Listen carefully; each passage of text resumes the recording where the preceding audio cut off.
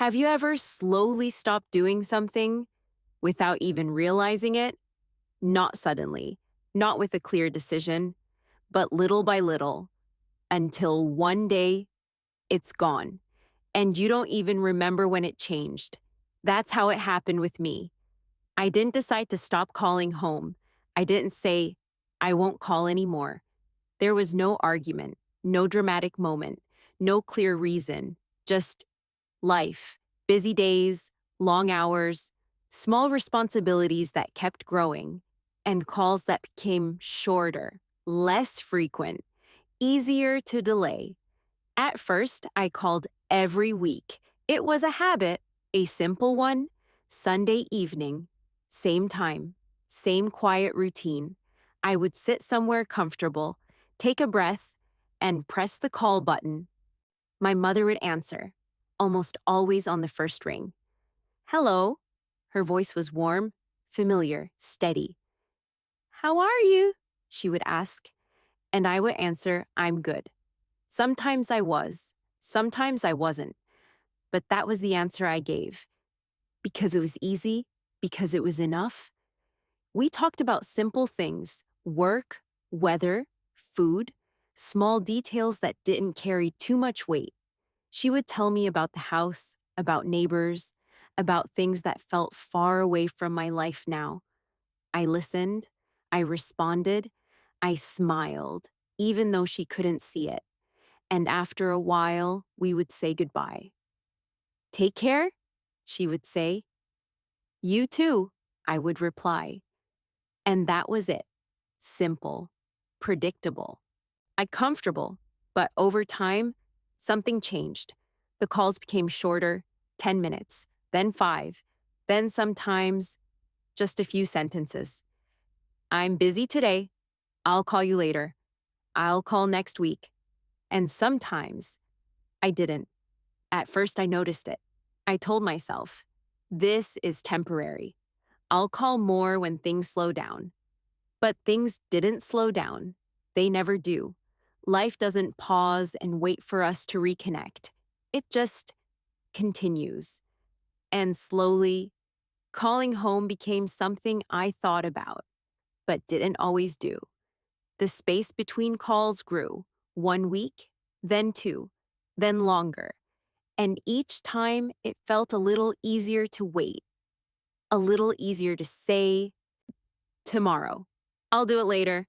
But later kept moving, always just a little further away. One evening, I looked at my phone. I saw her name, missed calls, not many, just a few, spread across days, quiet reminders, gentle, not demanding, just there. I stared at the screen for a moment. I could call back. It would only take a few minutes, but I didn't. Not because I didn't care, but because I didn't know what to say. What would I tell her? That I was busy? That I was tired? That I had slowly let something important become unimportant? Those words felt heavy, so instead, I did nothing. I put the phone down and told myself, I'll call tomorrow. But tomorrow came and went, and I didn't call. Days passed, then weeks, and something inside me became quiet, not in a peaceful way, but in a way that avoided thinking too deeply, because thinking about it would mean facing something uncomfortable, something I didn't want to name. One afternoon while I was at work, my phone vibrated. A message, not a call this time, just a message, from her. I opened it slowly. It was short, simple. I hope you're doing well. That was all. No questions, no pressure, no mention of the missed calls, just that. I stared at the message, reading it again and again. Something about it felt different, not in the words, but in what they didn't say.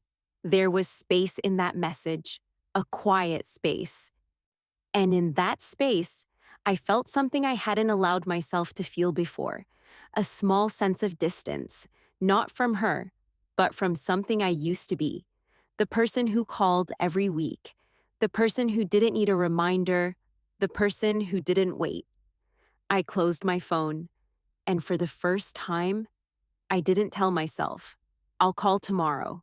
I just sat there, quiet, thinking, because somewhere deep inside, I knew something had changed, and I wasn't sure how to go back. Not yet, not easily, but something was waiting. I could feel it. Something small, something quiet, something that hadn't disappeared, just paused. And I didn't know it yet, but that pause was about to be broken, not by a phone call, not by a conversation, but by something unexpected, something simple, a letter. A letter that would say everything I had been avoiding. The letter arrived on a quiet afternoon. There was nothing unusual about that day. Work had been steady, not too busy, not too light, just normal. I returned home a little earlier than usual. The hallway was quiet, the same soft echo of footsteps, the same familiar routine. I opened the door, stepped inside, and placed my bag down. Everything looked the same. Nothing had changed. But something was waiting. On the small table near the door, there was an envelope. Simple, plain, with my name written on it. Handwritten, not printed, not typed. And I recognized the handwriting immediately. My mother's. I stood there for a moment, not moving, just looking at it. There was something about a letter, something slower than a message, something more intentional than a call. It meant time had been taken. It meant thought had been given. It meant something needed to be said. I walked closer, picked it up gently, turned it over. No return address, no extra details, just my name. In her writing, careful, familiar. I sat down slowly. The room felt quieter than usual. Or maybe I was just more aware of the silence. I held the envelope in my hands. For a moment, I didn't open it. Not yet. Because opening it meant facing something. Something I had been avoiding. Something I had been postponing with every, I'll call tomorrow. I took a breath. Slow. Steady. Then carefully opened the envelope. Inside, there was a single sheet of paper, folded neatly. I unfolded it. My hands moved slowly, almost carefully, as if I didn't want to rush this moment. The paper was simple, no decoration, no long paragraphs, just a few lines. Written in the same familiar handwriting, I began to read. Dear you, I hope you are doing well. I know you're busy. I understand that life is full of things to do. I don't want to interrupt that. I just wanted to write to you for a moment. I paused. The words were simple, gentle, not emotional, not heavy, but something inside me felt different. I continued reading. I noticed we haven't talked much lately. That's okay. I know you have your own life now, and I'm happy about that. I stopped again. That sentence stayed with me. I'm happy about that. There was no blame, no complaint, no question, just acceptance. And somehow, that made it harder to read. I continued. I don't need long conversations. I don't need anything special. I just like hearing your voice sometimes. My eyes slowed on that line. Just like hearing your voice sometimes. So simple, so small. But suddenly, it didn't feel small at all. I made your favorite dish last week. I thought about you, that's all. I closed my eyes for a moment. That image appeared clearly in my mind. Her in the kitchen, cooking, moving slowly, thinking of me, and me not calling, not knowing, not being there. I don't want you to feel pressure. I don't want you to feel guilty. I just wanted to say hello in this way. Take care of yourself. And at the bottom, love, Mom. That was it. No long explanation, no emotional ending. Just that. I sat there quietly, the letter resting in my hands. The room felt still, but inside me, Something had started to move, not suddenly, not loudly, but clearly. I read the letter again, slower this time. Each word, each line, each space between the lines. And I realized something I hadn't allowed myself to feel before. She had noticed. Of course, she had noticed. The shorter calls, the missed calls, the growing silence. She had seen it, she had felt it, but she didn't say anything, not directly, not in a way that would make me uncomfortable. She just wrote gently, simply, without asking for anything. And that made it harder because there was no pressure to react, no expectation, no demand, just presence. And in that quiet presence, I felt something I had been avoiding. Not guilt, not exactly, but something close, something softer, something more honest. Regret, not for something I had done, but for something I had slowly stopped doing, without realizing it, without choosing it, without understanding it. I placed the letter on the table, but my eyes stayed on it, as if it might say something more, but it didn't. It had already said enough, more than enough. I picked up my phone, held it in my hand, looked at the screen. Her name was still there, just like before. Nothing had changed. And yet, everything felt different. I could call, right now. It would be easy. Just one tap, just one moment. But my hand didn't move, not because I didn't want to, but because something deeper was happening. Something slower. I wasn't just thinking about calling. I was thinking about why I had stopped, about how something meaningful had slowly become distant, about how easy it is to lose connection, not through conflict, but through silence. I put the phone down, not as a decision to wait, but as a moment to understand, to feel, to sit with what the letter had brought back. Because it wasn't just a message, it was a reminder, a quiet one, a gentle one, but powerful. A reminder of something simple, something I had almost forgotten. Connection doesn't disappear all at once, it fades, slowly, quietly, in the spaces we don't notice, in the moments we delay, in the calls we don't make. And sometimes it takes something small, something unexpected, to bring us back. Not completely, not instantly, but enough to see it again, enough to feel it again. I picked up the letter one more time, folded it carefully, placed it back in the envelope. And this time, when I looked at my phone, I didn't say, "I'll call tomorrow." I didn't say anything at all. I just held it because something inside me was beginning to change, slowly, quietly, but truly. That evening felt longer than usual, not because time had changed, but because I was paying attention to it, every small moment, every quiet second. The letter stayed on the table. I didn't put it away. I didn't hide it. I left it there, where I could see it, where I couldn't ignore it. I moved around the apartment slowly, without thinking too much, without turning on music, without distractions, just moving, present, aware. At one point, I sat down again. The phone was still in my hand, warm from being held, but unused. I looked at her name again. It felt familiar, but also distant.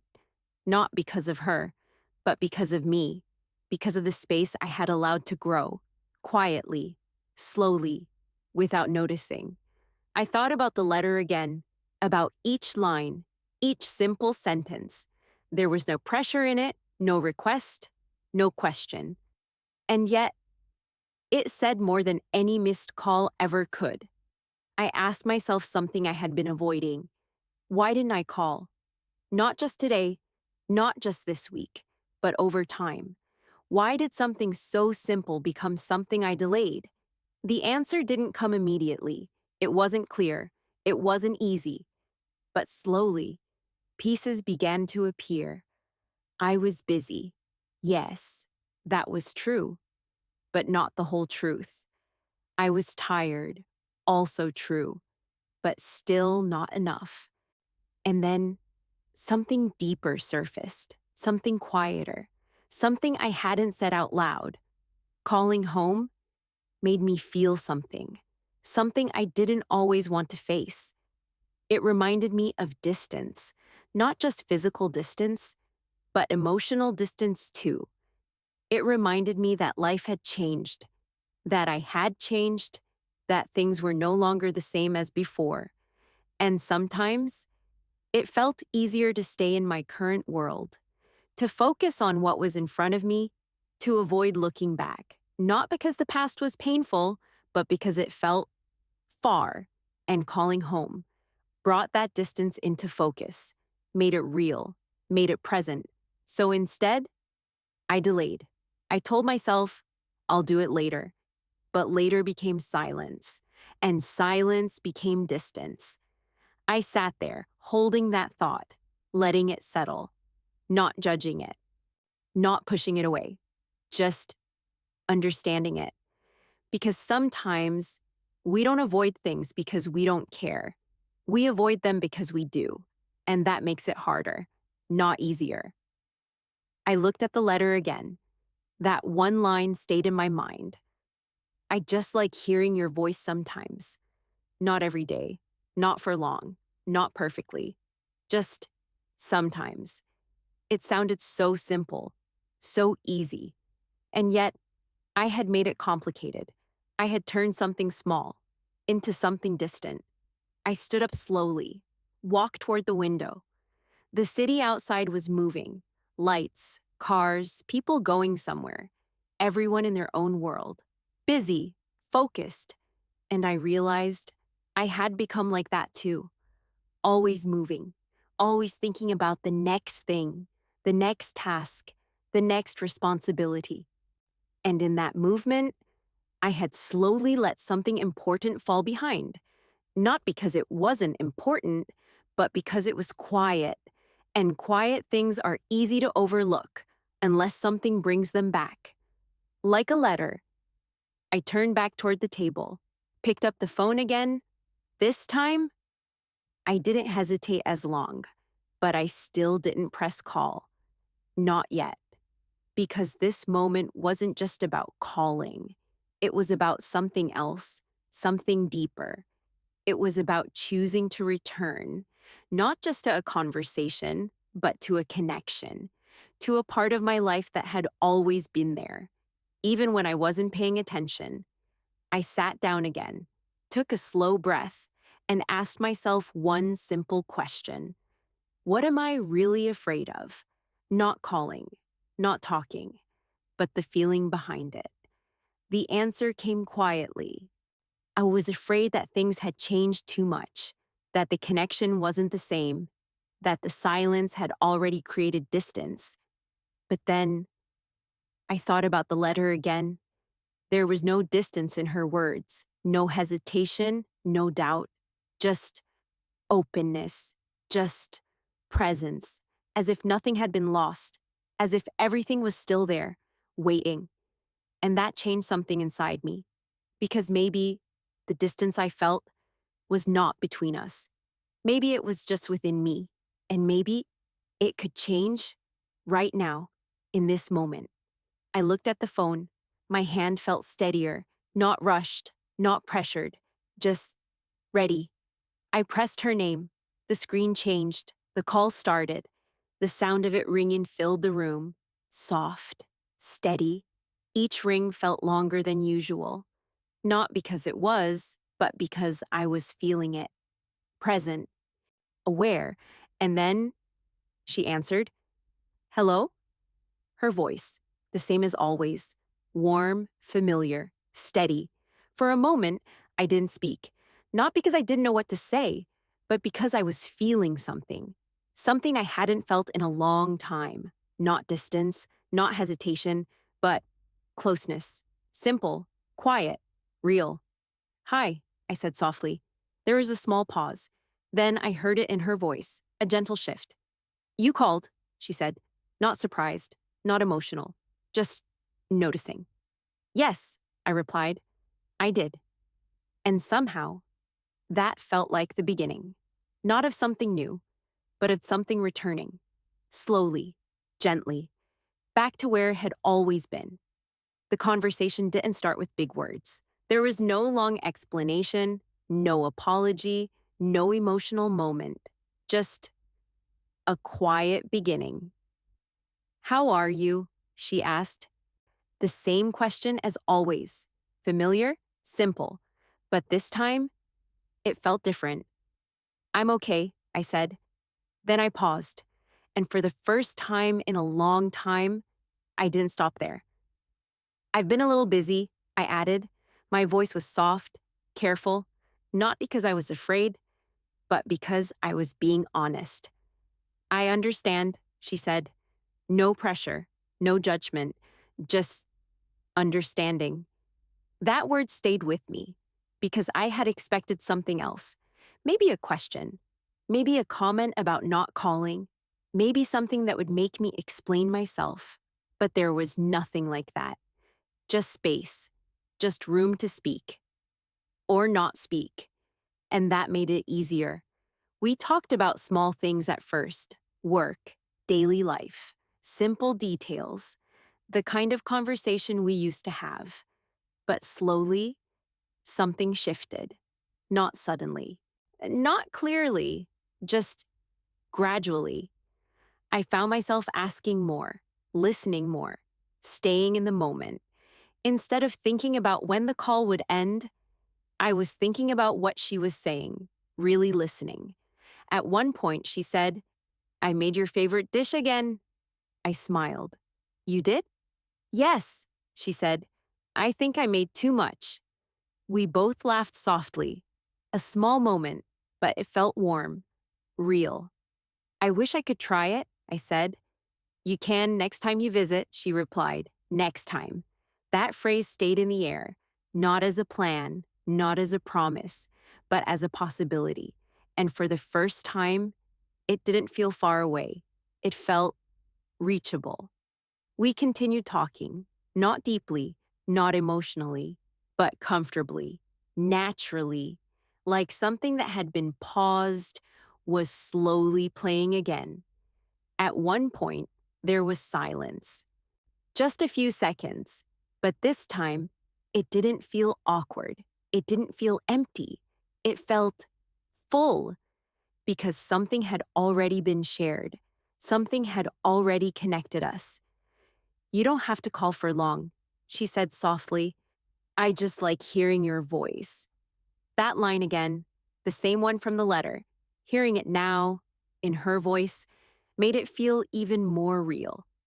I know, I said, and I meant it. Not just as words, but as understanding, real understanding. We talked a little longer. Then, naturally, the conversation slowed. Not because we ran out of things to say, but because it felt complete. I'll call again soon, I said, not as a promise, not as something I had to say, but as something I wanted to do. She didn't react strongly. She just said, That's nice. Simple, gentle, enough. We said goodbye. Take care, she said. You too, I replied. And the call ended. The room became quiet again, but this time, the quiet felt different. Not heavy, not distant, just calm. I placed the phone down slowly and sat there for a moment, letting everything settle. There was no big emotion, no dramatic feeling, just a quiet sense of return, like something had come back to its place.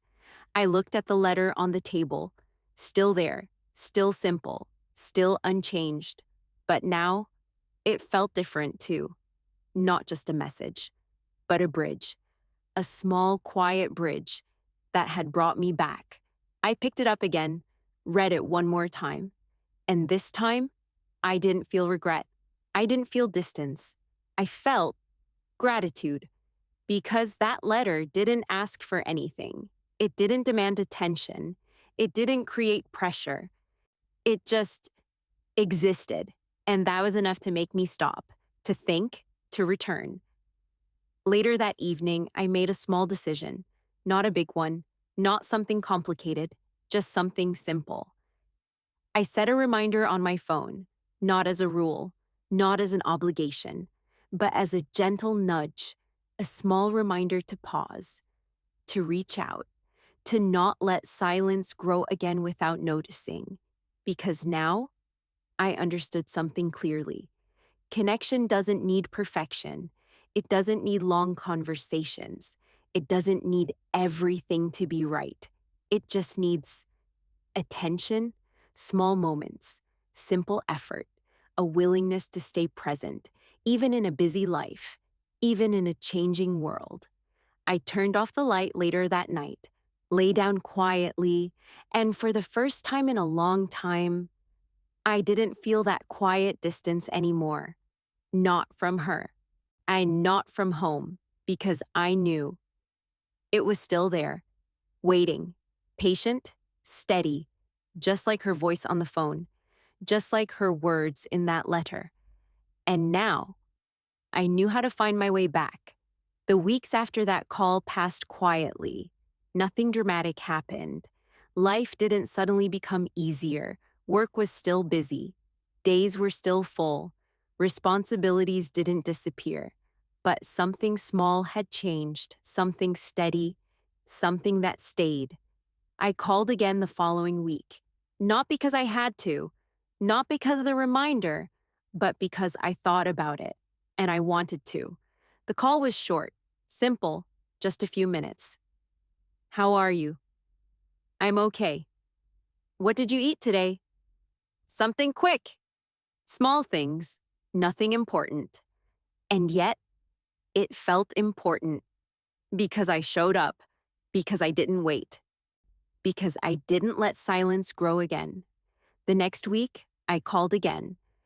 And the week after that, not perfectly, not always on the same day, not always at the same time, but regularly, gently, without pressure, and slowly. Something returned, not all at once, not in a big moment, but in small, quiet ways. Her voice became more familiar again, not just in sound, but in feeling. The conversations became easier, not longer, not deeper, but more natural, more present. At one point, she started telling me more again about small things, neighbors, the weather, what she cooked that day, things that once felt distant now felt closer, because I was listening differently. I wasn't just responding, I was paying attention, and that changed everything. One evening, she said something simple. I'm glad you called. Not emotional, not dramatic, just honest. And I felt it, not as pressure, not as expectation, but as connection, real connection. I smiled. I'm glad too, I said, and I meant it. Weeks turned into a quiet rhythm. Call, talk, pause, continue. Not perfect, but consistent. And consistency became something meaningful, not something heavy, but something grounding, something that stayed even when everything else felt busy. One weekend, I decided to visit, not planned far in advance, not something I'd been thinking about for a long time, just a simple decision. I'll come home this weekend, I said on the phone. There was a small pause, then her voice. That's nice. Again, simple, but I could hear something behind it, something soft, something warm. When I arrived, everything looked the same. The house, the table, the small details that had never really changed. And yet, it felt different. Not because the place was different, but because I was. She opened the door, smiled, not widely, not dramatically, just gently. You're here, she said. Yes, I replied, and in that moment, there was no distance, no silence, no hesitation, just presence.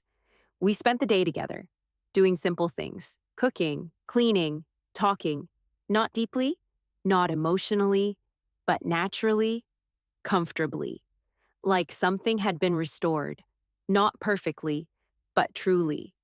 At one point, I sat at the table and looked around, the same place where I used to sit during calls, the same space I had slowly moved away from, and I realized something important. Nothing here had been lost. Nothing had disappeared. It had just been waiting, quietly, patiently, without asking, without forcing, just waiting. That evening, as I prepared to leave, she handed me something, a small container, food. "Take this with you," she said. I smiled. "Thank you." The same simple exchange, the same small gesture. But now, I saw it differently, because I understood it, not just as an action, but as care, as connection, as love, in its quiet form. Before I left, we stood near the door. A small pause, not awkward, not heavy, just a moment. "Call when you can," she said. "I will," I replied. And this time, it didn't feel like something I might forget. It felt certain, not because I promised, but because I had changed, because I had learned something simple, something easy to forget, but important to remember. Connection doesn't need to be perfect. It doesn't need to be constant. It doesn't need to be long or deep every time. It just needs care, small moments, simple effort, a willingness to return, again and again, even after distance, even after silence. As I walked away, I felt something steady inside me. Not emotional, not overwhelming, just calm, because I knew something now, something I hadn't fully understood before. We don't lose connection all at once, and we don't rebuild it all at once either. It happens slowly, in small choices, in quiet actions, in moments where we decide to reach out, to listen, to come back.